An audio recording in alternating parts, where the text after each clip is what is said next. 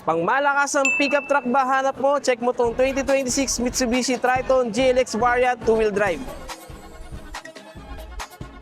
Stereo ways tayo, tindig pa lang netong Triton natin, pogi-pogi na. Ito yung jet black mica natin. Sa ilalim may step board. Door handle niya is naka-chrome. Remote keyless entry na rin yan. And yung side mirror natin is naka-auto fold na naka-chrome accent din with LED turning signal light. Pagdating naman sa gulong, naka 18-inch na monotone gray color. And yung front suspension natin ay naka-independent wishbone with coil spring, at sa rear suspension naman naka-rigid na may lip spring, kaya siguradong walang tagtag. Dito naman sa pinakaharap ng ating Triton, poging-pogi din. Siyempre meron tayo ditong halogen na daytime running light, halogen headlamp, halogen din ng ating fog lamp, tapos naka-black na front grille dito at may embossed na Mitsubishi sa gitna.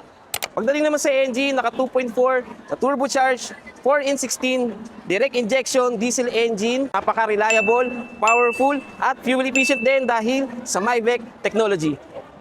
Check naman natin yung interior. Pagbukas ng pinto dito sa kanyang door trim, merong leather touch dito, carbon design, tapos may black piano na finish. And then nandito na yung mga power door, window, and yung ating side mirror na controls. Dito naman sa may lower left side is nandito yung manual leveler ng ating headlight and yung ating brightness para dun sa ating dashboard. Kasi itong dashboard natin is naka-LCD rin yung gitna na yan, bukod dito sa analog sa kabilang gilid niya. And naka-leather up yung ating steering wheel na meron din audio control and yung ating cruise control. 7-inch naman yung ating infotainment, tapos naka-single zone na auto climate control, yung ating aircon system, malamig yung kanyang aircon. Sa ilalim, mayroong mga charging port, Type A, Type C, and yung accessory socket natin.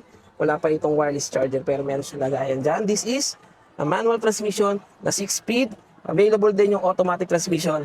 Ganito rin naman yung itsura ng ating GLX variant. May cup holder dito na dalawa. And yung ating conventional na handbrake, meron naka-leather na armrest dito na may console box din naman sa loob.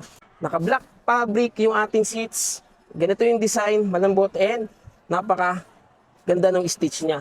Tapos meron tayong dalawang glove box dito, meron dyan and meron din dito sa ilalim. Sa bandang taas, syempre, yung ating vanity mirror and control sa light, syempre, at meron din dito sunglass holder din naman. And meron din tayong sun visor dito, pero wala siyang vanity mirror. Ganito itsura ng ating dashboard. Tapos syempre, yung ating key slot is ignition type pa siya, hindi pa siya keyless.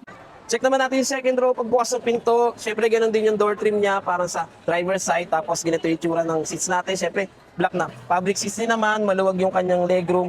Tapos may armrest sa gitna na may built-in cup holder, at syempre pwedeng iangat yan na katulad yan. Sa bandang itaas naman, may mga aircon vents tayo, magkabilang side. Tapos dito naman sa gitna, yung ating room light. Tapos dito sa